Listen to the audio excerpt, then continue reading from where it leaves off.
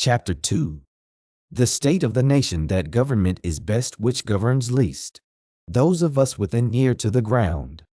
Those of us who care enough to question rather than ignore, misunderstand, accept or submit.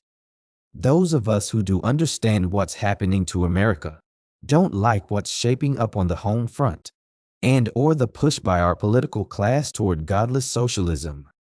And we are getting pretty angry about it, especially after spending so many decades trying to thwart the spread of freedom, eradicating socialism and communism in the world.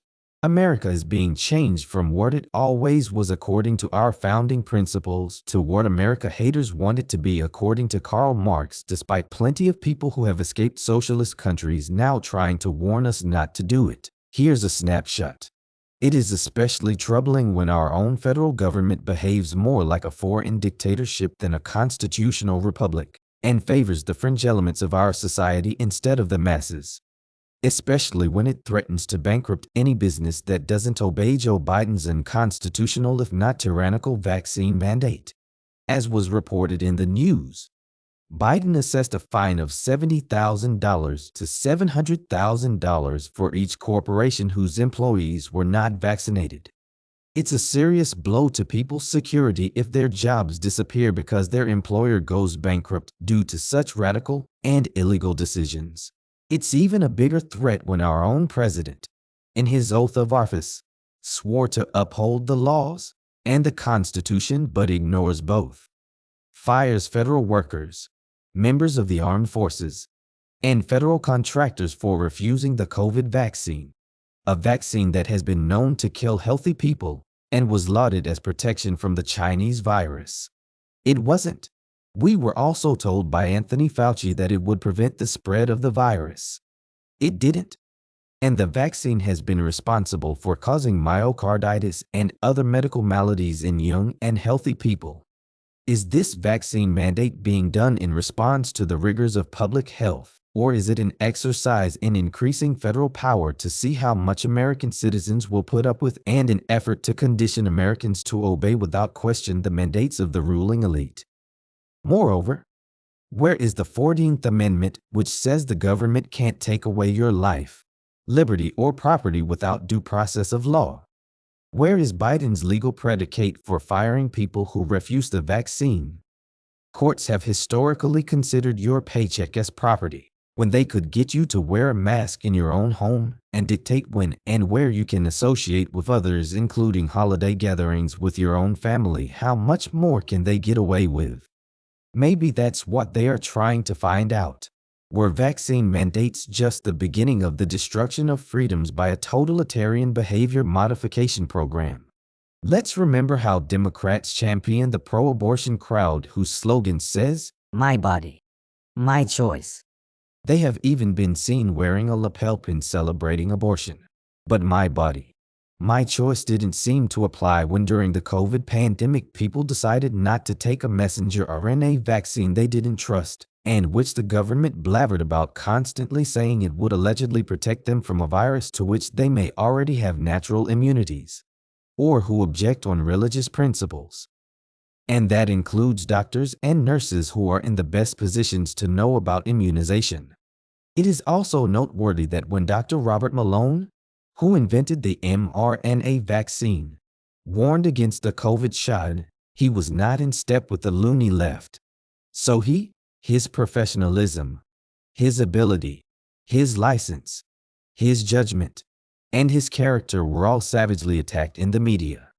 This is simply how the left works. When they get confronted by opposition, they use every tool in their box to attack, discredit, shred, fire, cover up, force, ruin, bankrupt, bully, and destroy anybody who has the courage to call them out. You can Google that title and find Alinsky's rules. So pay close attention to rule number 5, and the Democrat Party comes into better focus. Biden's radical policies resulted in police officers retiring early or resigning from their departments because of the vaccine mandate, which they rightfully refused, because it is unconstitutional, and the Supreme Court agreed on that. Of course, Cities having fewer law enforcement assets contributed to a rise in crime to record levels, and calls to defund the police made it hard to attract or keep officers on the job. 2. Thousands of airline employees also lost their jobs as a result of vaccine mandates. And even more disturbing is that thousands of healthcare workers refused the jab and, thus, lost their jobs, causing a shortage of people who are essential to our country and our health. Equally troubling is the demand that everybody in the armed forces get vaccinated, sometimes against their will, and were threatened with a dishonorable discharge for refusing an experimental drug despite the fact that an enlistment is a contract, and Biden should not be able to breach that contract on an illegally manufactured cause because of the administration's policies and dictatorial behaviors. Recruiting for the armed forces is flagging. Young potential recruits are increasingly unwilling to serve during an administration that is behaving the way Biden does as commander-in-chief, and who benefits from a weakened and understrength American military. China is the short answer again. Biden makes millions from China, doesn't he? Any dots there to connect? If you can't answer that question, here's something else to think about. China uses unrestricted warfare against us right now. According to the Chinese, that means there are no rules, no restrictions. At the same time, the administration has not only violated federal immigration laws, but admitted millions of illegal foreigners into the country without a health check or COVID test. And the Secretary of Homeland Security, Alejandro Mayorkas, confessed that approximately 20% of these illegals are carrying problematical diseases, including COVID. During the 2020 campaign, Biden promised to shut down the virus. But pandering to his insane leftist base, he flushed millions of infected foreigners into the heartland. We, the American people, vaccinated or not, might as well just go out and start licking the handles on shopping carts left in a Walmart parking lot. Why would a presidential administration do such irresponsible things to its own people? This sounds more like a communist dictatorship than a free America. That's our first clue. More on that as we go. By its policies, the Biden administration has been complicit in not only spreading diseases, but increasing the demand for more vaccines as more people get sick. And this is becoming a vicious circle. Who profited most from Big Pharma selling vaccines to the government so Biden could provide them to people at no cost under the aegis of public health? But while Biden imports more disease carriers, our healthcare workers quit their jobs or got fired for non-compliance with his ego-based, politically motivated vaccine mandate originated by a flip-flopping physician, Anthony Fauci, who played a pivotal role in policy making at the CDC despite not having practiced medicine for decades. Whole wings of hospitals were closed for lack of staff, and there are too many instances of this to list in the footnotes below. Our country is being gradually weakened. Our institutions are crumbling. Government agencies have been weaponized, and we are seeing record-setting crime.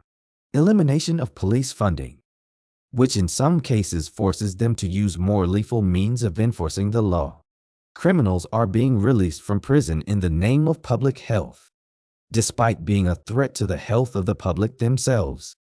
Radical leftists are being put in jobs as prosecutors despite their unwillingness to prosecute criminals, and whose campaigns and appointments are sponsored by George Soros, a radical leftist billionaire felon and atheist who meddles with and destroys sovereign nations. A. Because he can, and B. he thinks it's fun. Perhaps he thinks so because he has a God complex, which for a self-described atheist must be a real dilemma. But where are the adults the Democrats touted as being back in charge of the government after the 2020 election?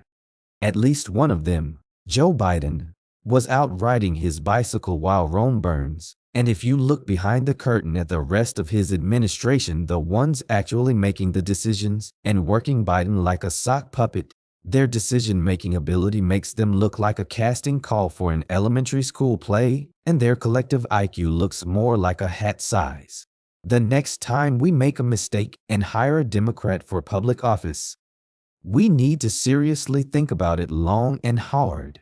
It's a shame we demand a warranty providing us a 2-year protection plan when we buy a refrigerator, but can't get a warranty on the people we put into decision-making political offices.